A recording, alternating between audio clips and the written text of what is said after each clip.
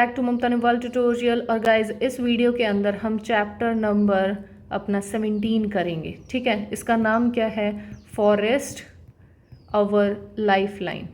Our life line, ये chapter 17 हमारे जो 7th क्लास की साइंस बुक है उसका चैप्टर 17 है। ठीक है, so let's start with this. What is a forest? देखो फॉरेस्ट होता क्या है। एक फॉरेस्ट एक ऐसा एरिया होता है जहाँ पे हमारे पास बहुत सारे ट्रीज या प्लांट्स जो मिलते हैं, यानी बहुत वैरायटी होंगी ट्रीज की और प्लांट्स की उस एरिया के अंदर। तो वो जो लैंड होगा, वो जो एरिया होगा, उस एरिया को हम क्या कह देते हैं? फॉरेस्ट कह देते हैं। ठीक है, एक नॉर्मल जो फॉरेस्ट होता है वो क्या करता है? एक कंप्लीट इकोसिस्टम बनाता है। कंप्लीट इकोसिस्टम कैसे कर सकता है? कंप्लीट इकोसिस्टम, उसमें सिर्फ और सिर्फ प्लांट्स ही नहीं, बाकी चीज़ें भी होती हैं। जैसे कि हमारे पास क्या क्या होगा वहाँ पे? क्या होंगे? ट्रीज होंगे, ठीक है, श्रब्स प्रेजेंट होते हैं, और हमारे पास क्या होते हैं? हमारे पास प्लांट्स प्रेजेंट होते हैं, और क्या चीज़ होती है? जैसे माइक्रो ऑर्गेनिजम्स प्रेजेंट होते हैं, माइक्रो ऑर्गेनिजम्स, ठीक है, ये भी प्रेजेंट होते हैं। और क्या होते हैं? वाइल्ड एनिमल्स प्रेजेंट होते हैं। क्या है ये सारे के सारे? क्या मिलके क्या बनाते हैं? ये एक इकोसिस्टम बनाते हैं जिसको हम क्या कहते हैं? फॉरेस्ट। बर्ड्स भी होती हैं, ये भी इसका पार्ट है। तो ये तो सारे के सारे हैं ही। साथ में हमारे पास एबायोटिक फैक्टर भी होते हैं। एबायोटिक कौन से होते हैं? वो वाले फैक्टर जिसके अंदर हमारे पास क्या है? लिविंग थिंग ना आती हो। जैसे कि हमारे पास क्या होती है? सनलाइट बहुत इंपॉर्टेंट है हमारे फॉरेस्ट के लिए, एयर बहुत इंपॉर्टेंट है, न्यूट्रिएंट्स हैं वो बहुत इंपॉर्टेंट हैं, वाटर है, और क्या है? रॉक्स हैं। तो ये सारे के सारे मिलके क्या बनाते हैं? ये सारी चीज मिलके हमारे पास क्या बना रही है? एक फॉरेस्ट बना रही है। तो फॉरेस्ट के अंदर बायोटिक फैक्टर हमारे ये सारे हैं जो लिविंग फैक्टर्स हैं। एबायोटिक फैक्टर हमारे कौन से हैं? ये हैं सनलाइट, एयर, न्यूट्रिएंट, वाटर और रॉक्स। तो ये सारे के सारे मिलके हमारे पास क्या बना रहे हैं? एक फॉरेस्ट को बना रहे हैं। और जो फॉरेस्ट होता है इसका बहुत बड़ा रोल होता है ह्यूमन बीइंग की लाइफ के अंदर। ठीक है, ह्यूमन बीइंग को वो काफ़ी सारी चीज़ें ऐसी प्रोवाइड करता है जो फॉरेस्ट के बिना हम काम नहीं चला सकते थे।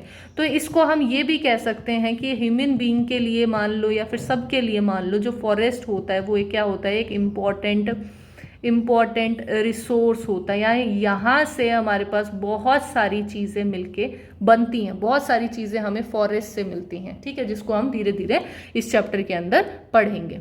तो सबसे पहली चीज़ हमारे पास जो फॉरेस्ट होती है वो क्या है? फॉरेस्ट क्या है? होम है काफ़ी सारे प्लांट स्पीशीज का। तो home of numerous plant species, हम बोल सकते हैं ना कि बहुत सारी जो प्लांट स्पीशीज हैं उनके लिए क्या है? वो घर है हमारे पास जो फॉरेस्ट होता है। जैसे कि हमारे पास अगर फॉरेस्ट में देखो तो बहुत टाइप के ट्री मिलते हैं। नीम ट्री मिल जाएगा, ठीक है, बैम्बू ट्री मिल जाएगा, और कौन से होते हैं? जैसे शीशम ट्री होता है। ये क्या है? वेराइटी है, न्यूमरस वेराइटीज हैं। आंवला का पेड़ है वो मिल जाएगा। तो ये क्या है? सारे ट्रीज हैं जो कहाँ पे मिल सकते हैं? फॉरेस्ट के अंदर मिल सकते हैं। तो फॉरेस्ट क्या है? डिफरेंट काइंड ऑफ ट्रीज जो होते हैं वो फॉरेस्ट के अंदर मिलते हैं। अब खाली ट्रीज तो नहीं होते, उसके अलावा भी हमारे पास होते हैं। वो क्या होते हैं? जैसे हर्ब्स होते हैं, जड़ी बूटी जो होती हैं, श्रब्स होते हैं, ठीक है, झाड़ियाँ टाइप की, जो हम क्लाइंबर्स होते हैं, ठीक है, बेल टाइप जो होते हैं, एक क्रीपर्स होते हैं, ठीक है। और क्या चीज़ होगी? हमारे पास ग्रासेस प्रेजेंट होती हैं, घास जो होती हैं, तो ग्रासेस हो जाएंगी, प्लांट्स होते हैं। ये सारी चीज़ें कहाँ होती हैं? हमारे फॉरेस्ट के अंदर प्रेजेंट होती हैं।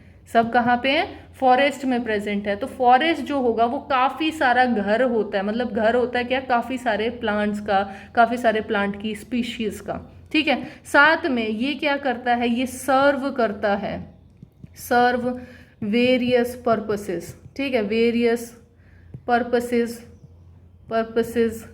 ठीक है।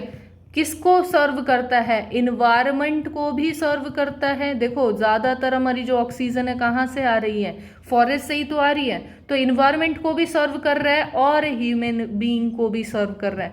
काफ़ी सारी ऐसी चीज़ें होती हैं जो हमें कहाँ से? डायरेक्टली फॉरेस्ट से मिल रही है। और ज़रूरत क्या है उसकी? हमें ही ज़रूरत है, इसलिए हम डायरेक्टली हम ले रहे हैं। तो वो रिसोर्स हमारा क्या है? फॉरेस्ट है। तो ये काफ़ी इंपॉर्टेंट होता है। और जो फॉरेस्ट होता है इसकी क्या प्रॉपर्टी होती है? इसको हमें ग्रो नहीं करवाना पड़ता, ये ग्रो खुद से होता है। ठीक है, इसको हमें करवाने की ज़रूरत नहीं है। जैसे ही हमारे पास जो इन्वायरमेंट होगा, जैसे ही कंडीशन जो होती है वो फेवरेबल होती है उसके अकॉर्डिंग, फॉरेस्ट के अकॉर्डिंग वो जो कंडीशन है वो फेवरेबल है, तो उसके हिसाब से वो क्या करेंगे, अपने आप जर्मिनेट करना स्टार्ट कर देंगे। और जर्मिनेट का मतलब क्या है, ग्रो होना शुरू हो गए। यानी फॉरेस्ट जो होगा वो अपने आप बढ़ता रहेगा, उसको बढ़ाने की या फिर फॉरेस्ट के अंदर प्लांटिंग करने की ज़रूरत हमें नहीं होती। ठीक है, अब एक वर्ड आता है हमारे पास इसमें, क्राउन। ठीक है, ये क्राउन वर्ड का मतलब क्या होता है? क्राउन क्या है? जो अपर पार्ट होता है, upper part of a tree, एक पार्ट जो अपर पार्ट होता है ट्री का, उसको हम क्या कहते हैं, क्राउन बोलते हैं। और क्राउन क्या होता है, डिफरेंट टाइप का होता है। जैसे हमारे पास ये क्या है, ये एक ट्री है, तो ट्री का अगर इसकी परछाई देखोगे तो परछाई कैसी बनेगी, ऐसी बनी, ये परछाई है तो कैसी है, राउंड है। तो ये क्या है, हमारे पास राउंड क्राउन होता है इसका। दूसरा किसी किसी का हमारे पास क्या है, ऐसा ऐसा सा प्लांट होगा, तो ये क्या है, इसकी इमेज ऐसी बनेगी। ये क्या है, स्प्रेडेड है, तो क्राउन कैसा है इसका, स्प्रेडेड है।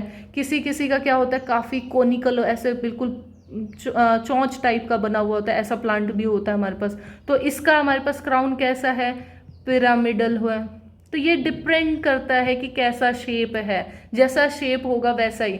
कई बार हमारे पास क्या होता है, कॉलमनार होता है, यानी हमारे पास प्लांट ऐसा होता है, तो इसकी जो हमारे पास इमेज बनेगी वो कैसी होगी, कॉलमनार टाइप की होती है। तो ये हमारे पास क्या बन जाएगा, कॉलमनार।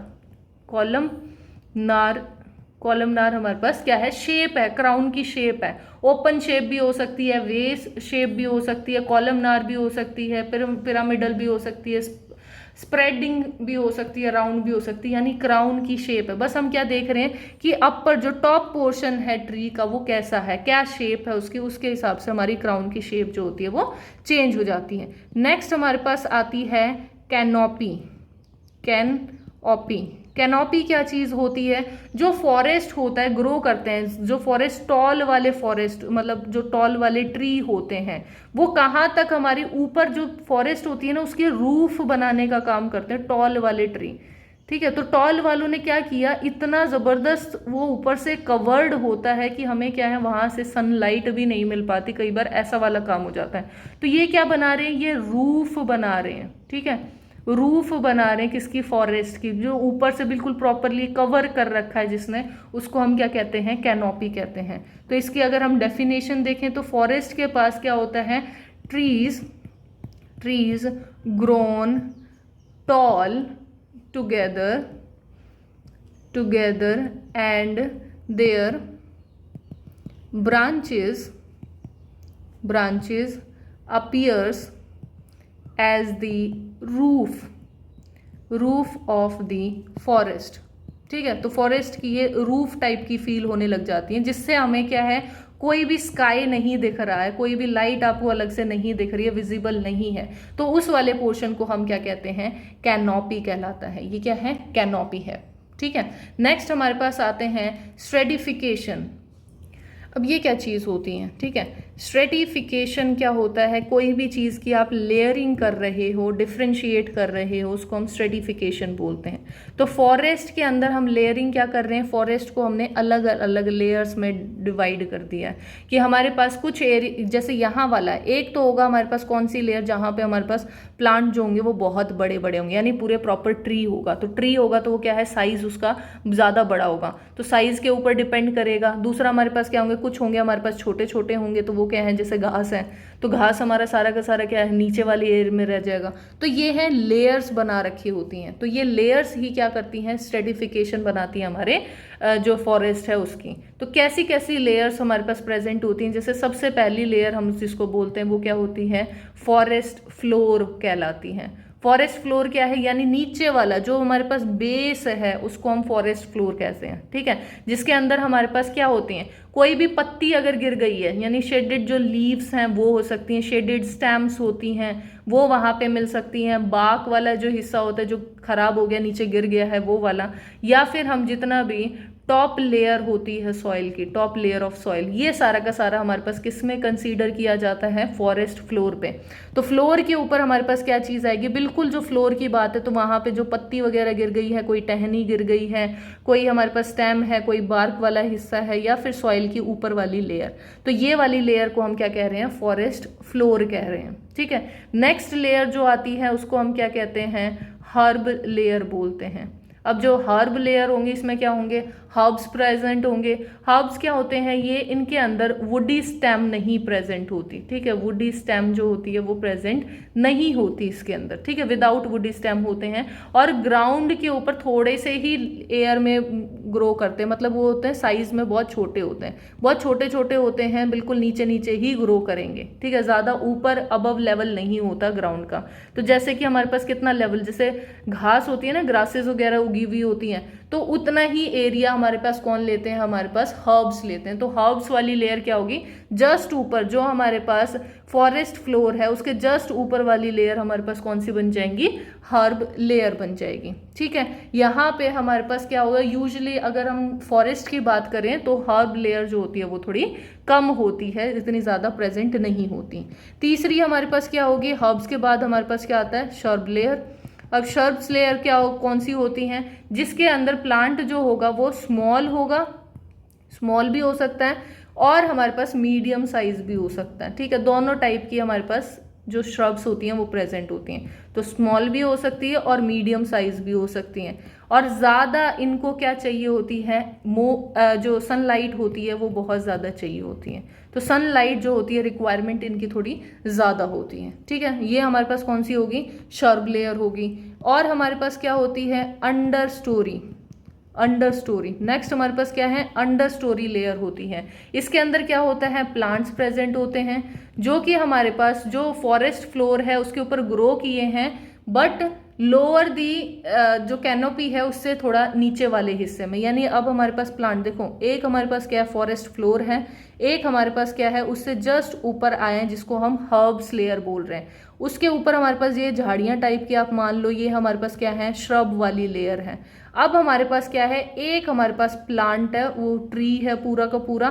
तो ट्री जितनी हाइट नहीं होगी उसकी, उससे थोड़ी सी कम हाइट वाले प्लांट जो होंगे वो सारे हम इस कैटेगरी में जाएंगे। कौन से में, अंडर स्टोरी जो कैटेगरी होगी उसके अंदर हमारे पास कौन से वाले प्लांट्स आ जाएंगे, जो कि फॉरेस्ट फ्लोर के ऊपर तो ग्रो कर रहे हैं लेकिन कैनोपी से नीचे रहते हैं। ठीक है, तो कैनोपी तक वो नहीं पहुंच पाते, उससे नीचे रह जाते हैं, उनको हम क्या कहते हैं, अंडर स्टोरी बोलते हैं। ठीक है, इनको जो ग्रो करना होता है, ग्रो करने के लिए इनको क्या होती है, लाइट की रिक्वायरमेंट जो होती है वो थोड़ी कम होती है। जितना हमारे पास श्रब्स यूज कर रहे थे, लाइट इनकी रिक्वायरमेंट बहुत ज़्यादा होती है, लेकिन अंडर स्टोरी वाले की रिक्वायरमेंट थोड़ी कम होती है। और लास्ट वाली जो हमारे पास क्या होती है, कैनोपी बोलते हैं, जो अपर मोस्ट होती है। ठीक है, तो कैनोपी हमारे पास क्या होती है, क्राउन बनाती है, कैनोपी ही क्राउन भी बना रही है, और सबसे ज़्यादा एक्सपोज्ड होती है ये किसको, सनलाइट को, क्योंकि ऊपर ही है तो एक्सपोज्ड टू सनलाइट होती है ये सनलाइट। तो जितनी भी सनलाइट होगी ज़्यादातर ये क्या होगी, कवर्ड किससे होगी, ये वाले हिस्से पे तो सबसे ज़्यादा सनलाइट लगेगी क्योंकि ये सबसे ऊपर है। तो कैनोपी वाले हिस्से को हम कहते हैं, ये लेयर होती है जिसके अंदर सबसे ज़्यादा सनलाइट जो होगी वो एक्सपोज्ड होता है, ये एरिया ज़्यादा एक्सपोज्ड होता है सनलाइट के लिए। फिर एक और लेयर होती है, देखो अगर हम सिर्फ ट्रॉपिकल फॉरेस्ट की बात करें तो ये ज़्यादातर ना हमें ट्रॉपिकल फॉरेस्ट में ही मिलती हैं, बाकी हर एक में नहीं मिलती। तो ट्रॉपिकल फॉरेस्ट में एक और लेयर होती है जिसको हम इमर्जेंट लेयर बोलते हैं। ये हमारे पास कौन से होंगे, यानी हमारी जो कैनोपी है उससे भी ऊपर वाले प्लांट, यानी यहाँ पे हमारे पास और भी ऊपर वाला जो प्लांट होगा।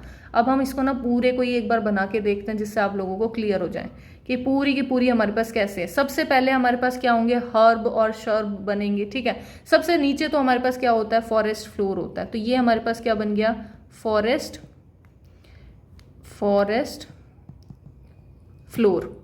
ठीक है, यहाँ पे तो कुछ है ही नहीं, हमारे पास नीचे है बिल्कुल। उसके जस्ट ऊपर हमारे पास क्या है, ये हमारे पास ग्रास वगैरह उगने स्टार्ट होगी या फिर हर्ब्स वाला एरिया आ गया, तो ये क्या बन गया, हमारा हर्ब बन गया। ठीक है, उसके बाद हमारे पास क्या है, थोड़ा सा ऊपर लेयर बनी और जिसके अंदर हमारे पास क्या है, ये श्रब्स बन गए। तो ये वाली लेयर हमारे पास कौन सी आ गई, श्रब लेयर आ गई, ठीक है। उसके ऊपर हमारे पास क्या है, अंडर स्टोरी। यहाँ पे हमारे पास जो प्लांट होंगे वो कैसे होंगे, अंडर स्टोरी प्लांट कहेंगे। ये वाले प्लांट हमारे पास अंडर स्टोरी हैं, ठीक है। ये बन गया अंडर स्टोरी। नेक्स्ट हमारे पास क्या चाहिए, कैनोपी। कैनोपी क्या है हमारे पास, लंबे लंबे, बहुत लंबे लंबे हमारे पास ये हमारे पास ट्री प्रेजेंट है। यहाँ पे हमारे पास जो ट्री हैं इनके साइज से ज़्यादा बड़े वाले साइज के, इनको हम क्या कहेंगे, कैनोपी बोलेंगे, ठीक है। किसी किसी के अंदर, यानी हमारे पास जैसे अभी बात करी ट्रॉपिकल फॉरेस्ट के अंदर टॉप मोस्ट में कैनोपी की बजाय हमारे पास क्या होती है, एमर्जेंट लेयर भी होती है, यानी और भी लंबे वाले ट्री हमारे पास इससे प्रेजेंट होते हैं। यानी बहुत लंबे लंबे हमारे पास, साइज के ऊपर डिपेंड कर रहा है कितनी हाइट पे वो है।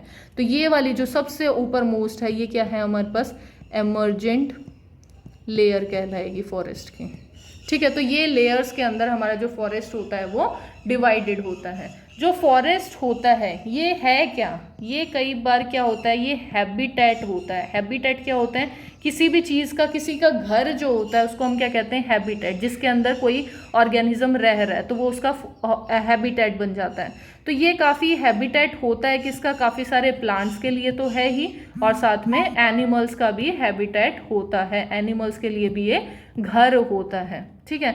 जो फॉरेस्ट होता है वो फेवरेबल कंडीशन के अंदर क्या है, फ्रूट, शेल्टर, जो वाइल्ड एनिमल्स होते हैं उनको प्रोवाइड करता है, इंसेक्ट्स को। तो हम ये कह सकते हैं जो फॉरेस्ट होगा वो क्या प्रोवाइड कर रहा है, फूड प्रोवाइड कर रहा है, शेल्टर प्रोवाइड कर रहा है। किसको प्रोवाइड कर रहा है, बहुत सारा ही, वेराइटी ऑफ वाइल्ड एनिमल्स को, ठीक है। तो हम वाइल्ड एनिमल्स लिख सकते हैं, उनको हमें रहने की जगह दे रहा है, ठीक है। दूसरा हमारे पास इंसेक्ट्स को रहने की जगह दे रहा है, काफ़ी सारे इंसेक्ट वहाँ पे होते हैं।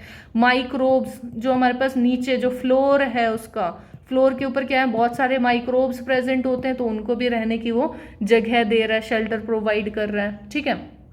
ठीक है, तो ये सारी चीज़ तो हमारे पास है ही। साथ में हमारे पास जो फॉरेस्ट है वो क्या बना रहा है, फूड चेन बना रहा है। फूड चेन क्या होता है, ये प्रोवाइड करता है फूड चेन। यानी हमारे जो फॉरेस्ट के अंदर है उसके अंदर क्या है, कॉम्प्लेक्स डाइवर्सिटी है। अब ये डाइवर्सिटी क्या होती है, जिसे अगर हम बायोडाइवर्सिटी की ही बात करें तो वो देखते हैं।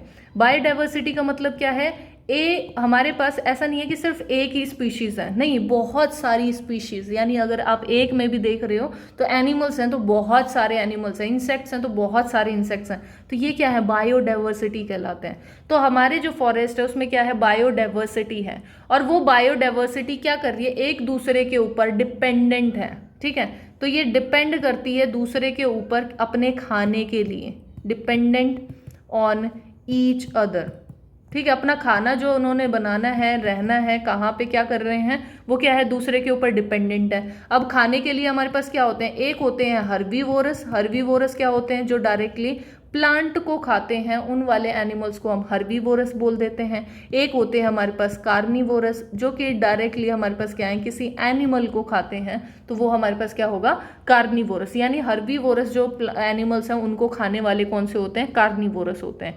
और इन्हीं की अगर चेन बना दें, यानी हमारे पास क्या है, देखो सबसे पहले हमारे पास क्या बन गया, ये हमारे पास प्लांट है एक, मान लो, ठीक है। प्लांट है जिसको हम क्या कह रहे हैं, प्रोड्यूसर कह रहे हैं। प्रोड्यूसर कौन होते हैं, जो खाना बनाते हैं।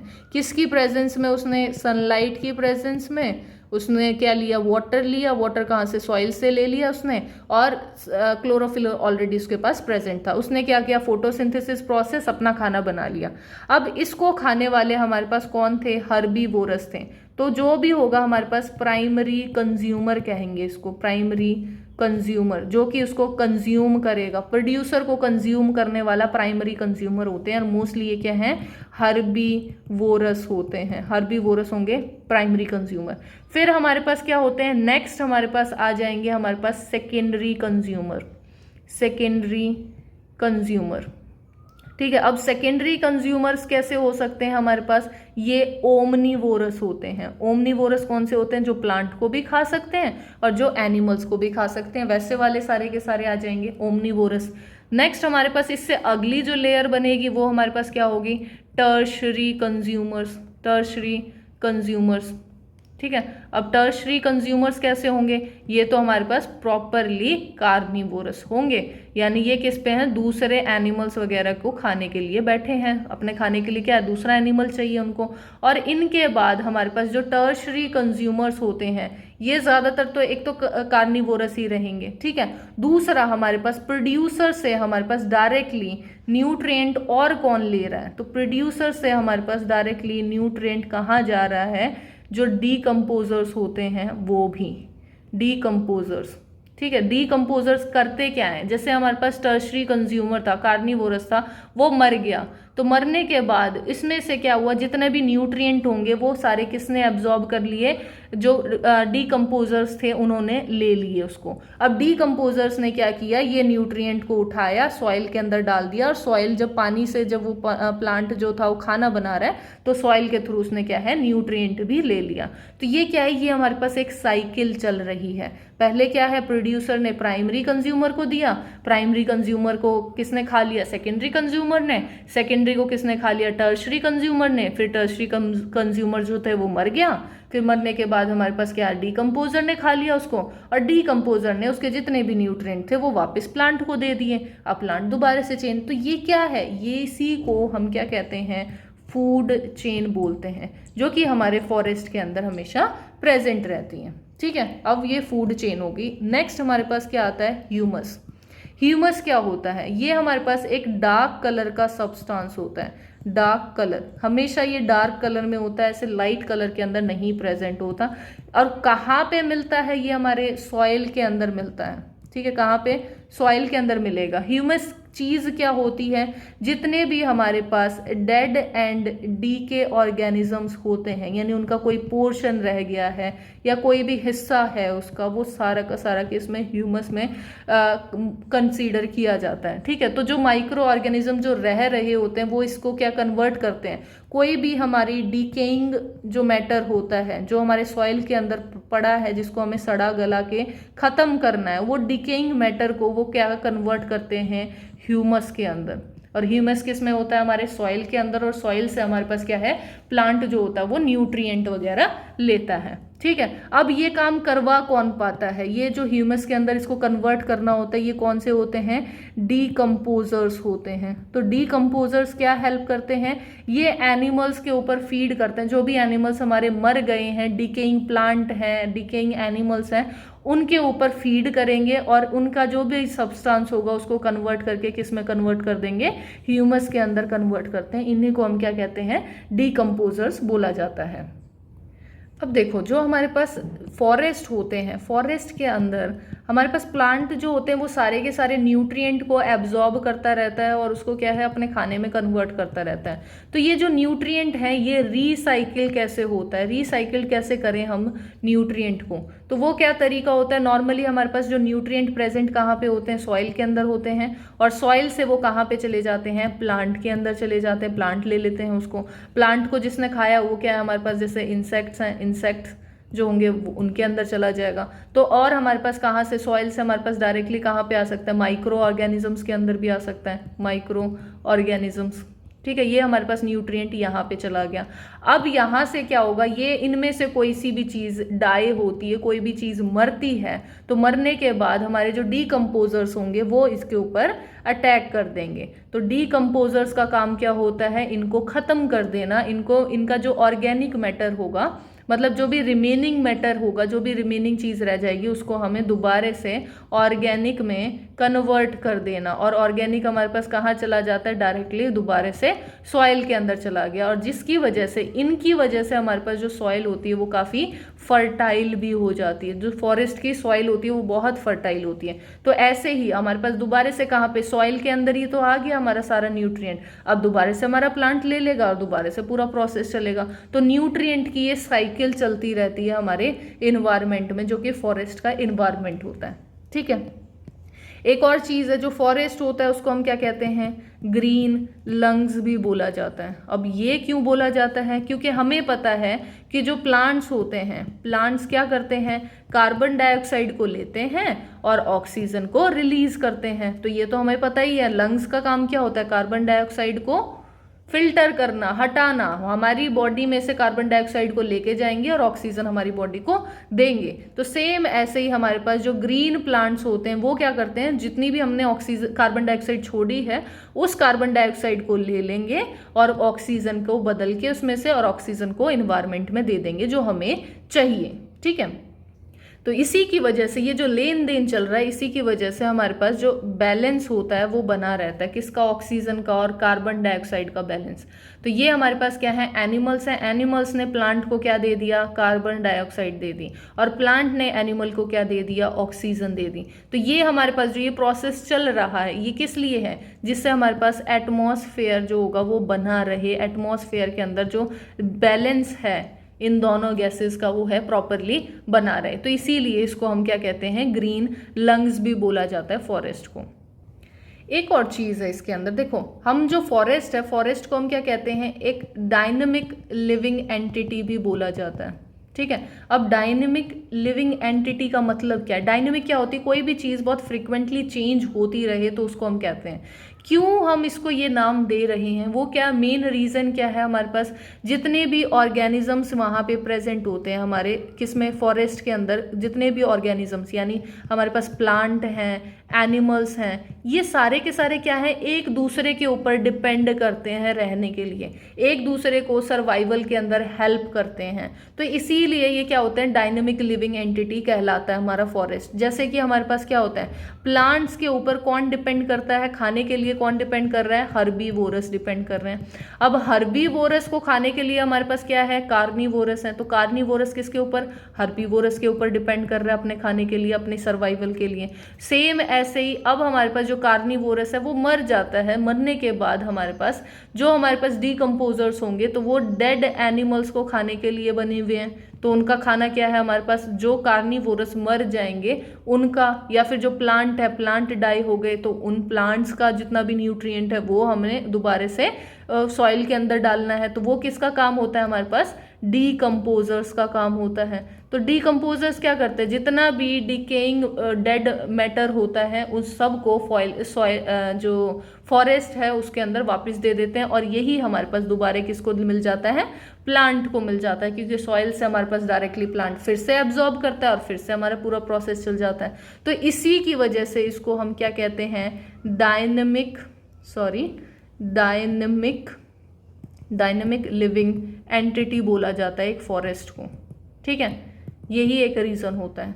नेक्स्ट इसमें अब बात आती है कि हमारे पास जो फॉरेस्ट होते हैं उसके अंदर क्या होता है, फ्लड या जो सॉइल इरोजन वाले जो केस होता है वो क्यों नहीं आता, यानी ऐसा क्या होता है हमारे फॉरेस्ट के अंदर जो कि सॉइल इरोजन को भी बचा देता है और फ्लड वाली कंडीशन को भी बचा देता है। तो ऐसा क्या है, एक चीज तो है हमारे पास जो फॉरेस्ट होते हैं उनके अंदर क्या है, नेचुरल एब्जॉर्बर्स लगे हुए होते हैं। ठीक है, नेचुरल एब्जॉर्बर्स क्या होते हैं, ये डायरेक्टली एब्जॉर्ब कर लेते हैं पानी को, जो भी हमारे पास रेन वाटर आएगा उसको क्या किया, एब्जॉर्ब कर लिया और डायरेक्टली सीप कर दिया किसमें, अर्थ के अंदर, यानी अर्थ के अंदर वो पानी जो होगा वो सीधा का सीधा चला जाता है, एब्जॉर्ब होके सीधा नीचे चला जाएगा। एक तो ये है हमारे पास।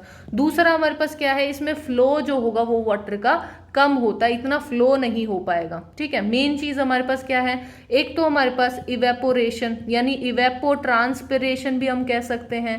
ट्रांसपिरेशन क्या होता है, जो हमारे जो प्लांट होते हैं वहां से पानी का उड़ना। तो इवेपो ट्रांसपिरेशन भी सेम चीज है, क्योंकि हमारे रेन की वजह से भी कुछ पानी रुक गया और कुछ पानी हमारे पास क्या है जो प्लांट का खुद का निकल रहा है तो वो भी निकल रहा है। तो इसकी वजह से भी हमारे पास क्या होता है, रिड्यूस हो जाता है अमाउंट ऑफ वाटर की वो वहां पे कहाँ, रिवर के अंदर फ्लो करें। देखो सॉइल इरोजन का मेन कारण क्या होता है हमारे पास, या फ्लड का मेन चीज क्या है कि ये हमारे पास सॉइल की लेयर है, उस पर फ्लड आ गई। फ्लड आने की वजह से हमारे पास क्या होगा, जो ये ऊपर वाली लेयर होगी ये लेयर को भी वो उखाड़ के ले गई। तो उस लेयर को हमें बचाना है, तो उसको बचाने के लिए हमें क्या है, अगर हमारा कोई भी चीज फ्लो करती हुई किसमें, रिवर के अंदर हमारे पास पानी जा रहा है, तो उस पानी को रोकने के लिए हम क्या क्या कर सकते हैं, हमारी जो फॉरेस्ट होता है वो क्या क्या करता है, ट्रांसपिरेशन प्रोसेस करता है और इवेपोरेशन प्रोसेस करता है, जिसकी वजह से रिवर के अंदर पानी जो होगा वो कम जाएगा, ज़्यादा पानी नहीं जाएगा। दूसरा क्या होगा, जो रूट्स होंगी प्लांट की वो भी काफ़ी हद तक पानी को एब्जॉर्ब कर लेती हैं, तो हमारे पास जो रिवर्स होंगी उनके पास पानी जो होगा वो कम जाएगा। ठीक है, ये चीज़ हो जाएंगी। ऊपर से हमारे पास जो श्रब्स होती हैं, ठीक है, यानी छोटे वाले श्रब्स की जो रूट्स होती हैं वो क्या करती हैं, होल्ड करके रखती हैं। ठीक है, किसको होल्ड करके रखती हैं, जो सॉइल का सरफेस होता है, तो होल्ड सरफेस सॉइल, जो सरफेस सॉइल है उसको होल्ड करके रखेगी, श्रब का काम है। और हमारे पास क्या है, वेजिटेशन कहीं पे लगी हुई है, तो वेजिटेशन का भी मेन काम क्या है कि वो हमारे पास इस एरिया के अंदर वेजिटेशन लगी है, इसकी जो रूट्स होंगी वो क्या करेंगी, जो सरफेस है सॉइल का उसको वो प्रोटेक्ट करके रखेंगी, उसको वो होल्ड करके रखेंगी, निकलने नहीं देंगी।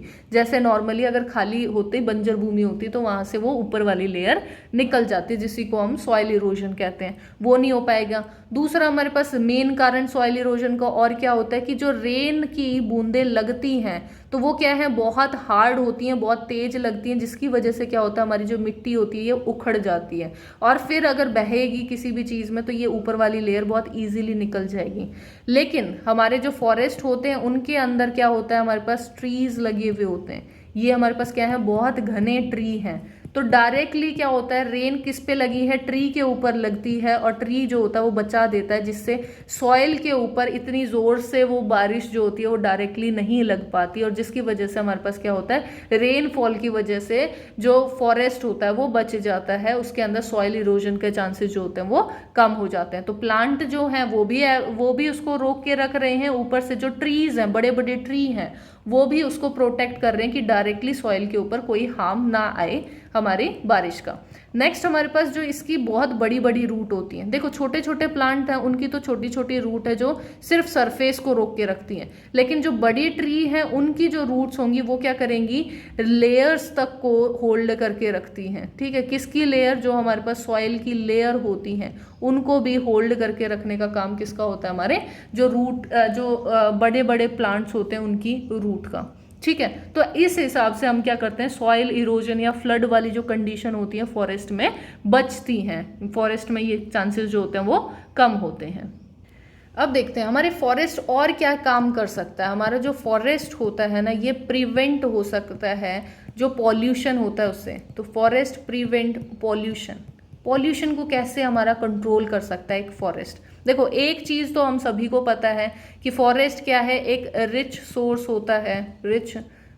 होता है किसका, ऑफ ऑक्सीजन, ये तो हमें सबको ही पता है। तो ऑक्सीजन वो ले रहा है, कार्बन डाइऑक्साइड ले रहा है और ऑक्सीजन वो क्या है, दे रहा है, तो उसकी वजह से हमारे पास जो एयर होती है वो काफी फ्रेश हो जाती है और हमारी क्लीन हो जाती है। एक तो रीजन ये भी है हमारा। ठीक है, दूसरा रीजन क्या है हमारे पास, यहाँ पे जब भी फॉरेस्ट वाला इलाका होगा वहां पे स्ट्रॉन्ग विंड या स्टॉर्म जो होंगी वो कम चांसेस होंगे, विंड या फिर डस्ट का जो हमारे पास स्टॉर्म्स होंगे यानी तूफान जो आते हैं वो चांसेस कम होंगे, क्योंकि हमारे पास ट्रीज लगे हुए हैं, ट्रीज क्या है उसको ब्लॉक कर देंगे, तो फ्लो वहां पे भी कम होगा, तो डस्ट कम होगा, तो हमारे पास ऑब्वियसली पॉल्यूशन जो होगा एयर के अंदर कम हो जाएगा। तीसरी चीज हमारे पास और क्या करता है, यहाँ पे ज्यादातर कूल क्लाइमेट होता है और ये क्या है, ज्यादा रिसीव करते हैं रेनफॉल को, तो यहाँ पे रेनफॉल टाइम टू टाइम बहुत जल्दी जल्दी होता रहता है, तो जितना भी पॉल्यूशन अगर इन्वायरमेंट में आ भी गया है तो वो क्या है, वापस साफ होता रहता है, धुलता रहता है रेनफॉल की वजह से। ठीक है, नेक्स्ट हमारे पास क्या है, ये लाउड साउंड जो होती है, यानी हमारे पास जो साउंड पॉल्यूशन होता है, तो लाउड साउंड को भी ये क्या कर सकते हैं, एब्जॉर्ब कर सकते हैं। तो जो भी व्हीकल्स साइड से जा रही होंगी हाईवे वगैरह के एरिया में, तो वहां पे जो नॉइज होती है उसको भी हमारे पास जो फॉरेस्ट होंगे वो क्या है, बचा लेंगे, फॉरेस्ट जो होंगे वो उसको एब्जॉर्ब कर लेंगे, जिसकी वजह से जो पॉल्यूशन है वो कम हो सके। और क्या काम करता है हमारा फॉरेस्ट, देखो और हमारे पास क्या कर सकता है, वो प्रिजर्व कर सकता है वाटर साइकिल को प्रिजर्व करता है। अब ये फॉरेस्ट हमारा वाटर साइकिल को कैसे प्रिजर्व कर सकता है, मेन चीज हमारे पास क्या होती है, सबसे पहले हमारे पास क्या होता है, ये हमारे पास एक ट्री है, ट्री ने क्या किया, ट्रांसपिरेशन प्रोसेस किया। ठीक है, ट्रांसपिरेशन कौन सा प्रोसेस होता है, जिसमें इवेपोरेशन होगा, वाटर जो होगा वो हवा में उड़ जाता है, पत्तियों से जो प्लांट की पत्ती होती है वहां से जो एक्सेस वाटर होता है वो सारा का सारा रिमूव हो जाता है। तो ये हमारे पास ट्रांसपिरेशन किया, ट्रांसपिरेशन से क्या हुआ, हमारे जो इन्वायरमेंट है उसके अंदर क्या आ गए, वेपर्स आ गए। तो वाटर वेपर्स किस में, इन्वायरमेंट में आ गए, वेपर्स की फॉर्म में। अब ये कहाँ जाएंगे, ऊपर जाएंगे, ऊपर जाने की वजह से कहाँ पे, एटमॉस्फेयर, एटमॉस्फेयर के अंदर जाके ये क्या हो जाएंगे, कंडेंस हो जाएंगे। तो एटमॉस्फेयर में गए, एटमॉस्फेयर में जाके ये क्या हो गए, कंडेंस हो गए। अब कंडेंस होने की वजह से क्या बन गए, ये क्लाउड्स बन गए। अब क्लाउड्स जो होंगे वो हैवी हो गए हैं, हैवी होने की वजह से अब क्या होगा, अब रेनफॉल होगा। तो हमारे पास जो रेन वाटर की फॉर्म में क्या होगा, ये प्रिसिपिटेट करके नीचे आ जाएगा। और जैसे ये नीचे आया रेनफॉल से, अब दोबारा से ये कहाँ चला जाएगा, अंडरग्राउंड वाटर बन जाएगा। ठीक है, अंडरग्राउंड वाटर, क्योंकि हमारे जो फॉरेस्ट होता है उसका जो नीचे वाला हिस्सा होता है, जो बेस होता है, वो बहुत इजी होता है उसके लिए एब्जॉर्ब करना। तो ज़्यादातर जो रेन वाटर होगा वो सारा का सारा क्या है, हमारी सॉइल जो होगी एब्जॉर्ब कर लेगी। अब फिर से ये जो अंडर वाटर होगा, अंडरग्राउंड जो वाटर होगा, ये कौन एब्जॉर्ब करेगा, हमारा ट्री एब्जॉर्ब करेगा, और फिर से ये पूरा प्रोसेस चलेगा। तो ये क्या है, वाटर साइकिल है। तो यही वाटर साइकिल हमारी कौन कंट्रोल करता है, हमारे जो फॉरेस्ट होते हैं वो कंट्रोल करते हैं। ठीक है, नेक्स्ट हमारे पास क्या है, कुछ सिग्निफिकेंस। सिग्निफिकेंस यानी इंपॉर्टेंस क्या है, क्यों हमें ज़रूरत होती है फॉरेस्ट की, सिग्निफिकेंस ऑफ फॉरेस्ट, क्या क्या प्रोवाइड कर रहा है हमें फॉरेस्ट।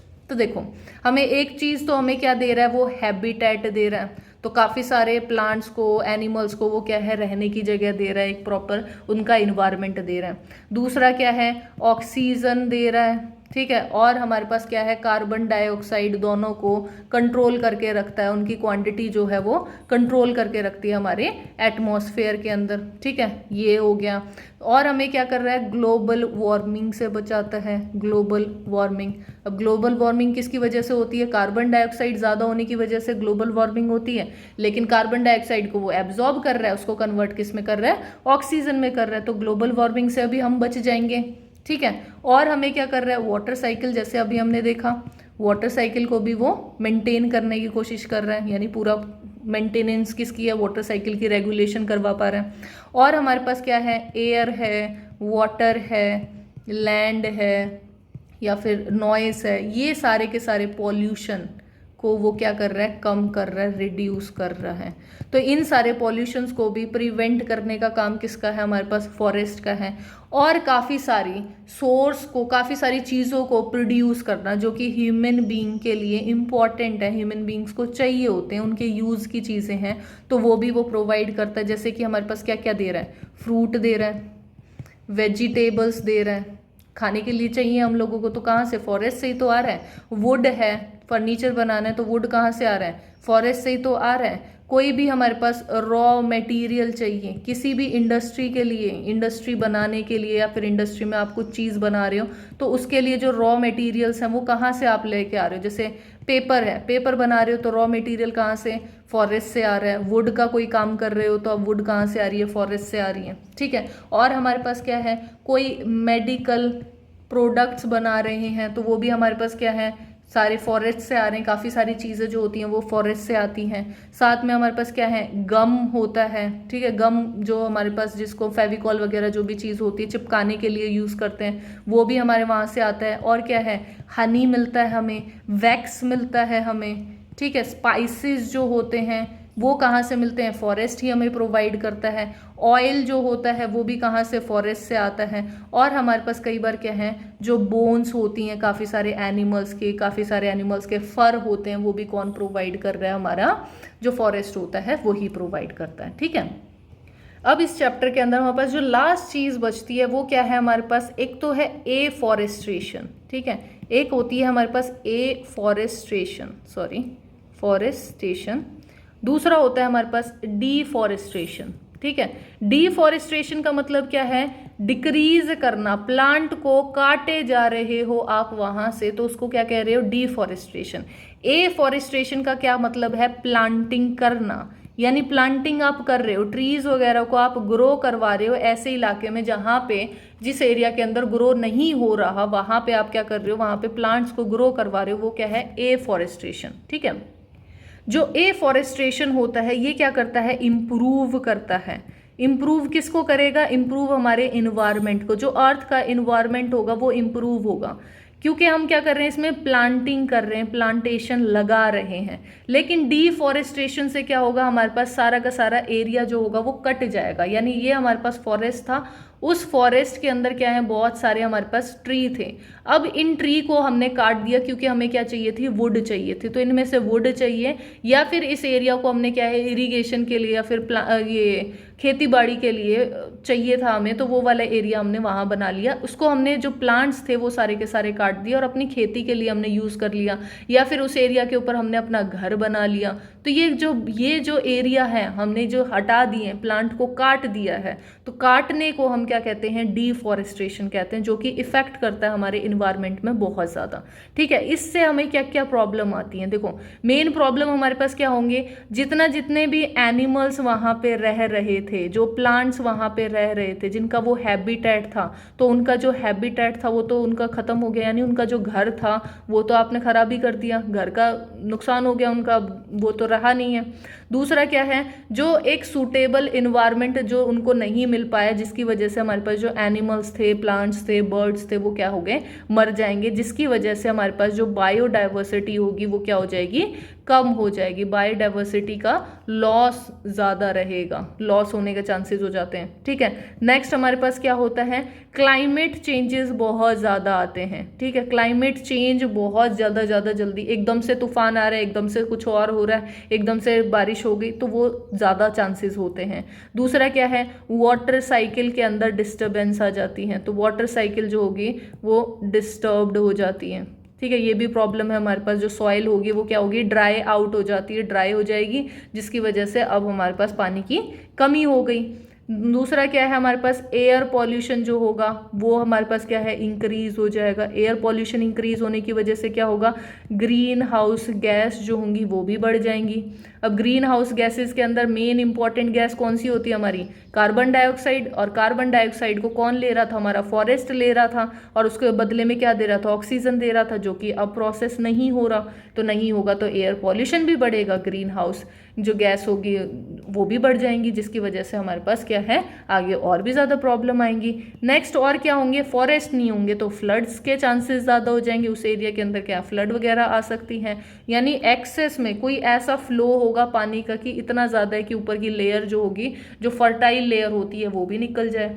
तो क्या है, ये सारी प्रॉब्लम देता है हमेशा। डिफॉरेस्टेशन क्या है, लॉस करता है, हमारे इन्वायरमेंट का लॉस करेगा, हमारी बायोडाइवर्सिटी का लॉस करेगा, हमारी हेल्थ का लॉस करेगा, क्योंकि एयर पॉल्यूशन बढ़ जाएगा तो हमारी हेल्थ पे ऑब्वियसली असर पड़ेगा उस चीज़ का।